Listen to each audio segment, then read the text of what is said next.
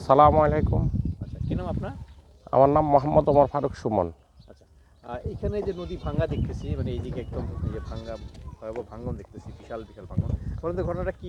এখানে নাকি 100 switch gate ছিল? এটা হচ্ছে যায় নোয়াখালী কোম্পানিগঞ্জের ঐতিহ্যবাহী একটা নাম মুসাফুর ক্লোজার। এই ক্লোজারটি অনেক ঐতিহ্যবাহী নাম ছিল। এখানে অনেক পর্যটক আসতো, সারা বাংলাদেশ থেকে আসতো।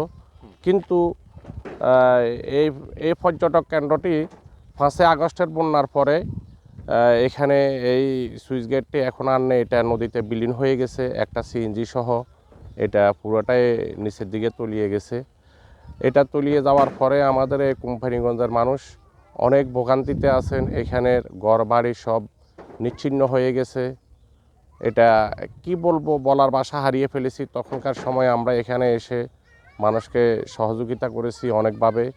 তো এখনও এটা যদি আমরা আমাদের সরকার যদি এটা কোনোভাবে মেরামত না করেন, তাহলে এখানের মানুষ সারা জীবনের জন্যই ভুগবে এবং কি এটা তলিয়ে যাবে, এটা থাকবে না।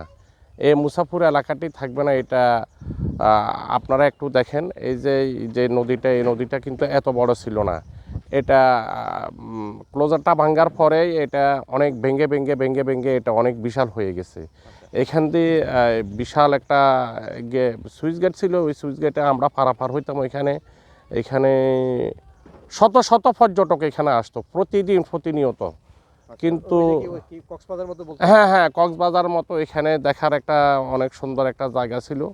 আর এখন আর যায় না পর্যটক? না, এখন তো যাবার কোনো সিস্টেমে নেই, কোনো সুযোগই নেই এখন। তো বাংলাদেশ সরকারের কাছে আমাদের আকুল আবেদন, আমাদের প্রাণের দাবি, এই ক্লোজারটি যেন পুনরায় নির্মাণ করে দেয়। এ পর্যন্ত আমার কথা। আল্লাহ হাফেজ। জি জি জি, সুইচ গেটটা যেন আবার, এটা আমাদের সবার কোম্পানিগঞ্জের প্রাণের দাবি। এটা শুধু আমার দাবি না, এটা পুরো কোম্পানিগঞ্জবাসীর প্রাণের দাবি, এই মুসাফুরবাসীর প্রাণের দাবি যে এখানে এই সুইচ গেটটা যদি না হয় এটা বিলীন হয়ে যাবে, এটা থাকবে না, কিছুই থাকবে না। যেভাবে ভাঙতেছে ওদিকে কিছু কিছু ব্লক বোল্ডার ফেলা হচ্ছে, দেখলাম দেখতেছি। হ্যাঁ জি, দূরে কিছু চেষ্টা করতেছি কিছু, না আপনার দাবি হলো সুইচ গেট করতে হবে। হ্যাঁ হ্যাঁ হ্যাঁ, এটা শুধু আমার দাবি না, এটা পুরো কোম্পানিগঞ্জবাসীর দাবি। ওই পাটটার নাম কি? ওটা হচ্ছে যে সোনাগাজী, ফেনী সোনাগাজী। জি, সোনাগাজী। আর এটা হলো, এটা হচ্ছে কোম্পানিগঞ্জ।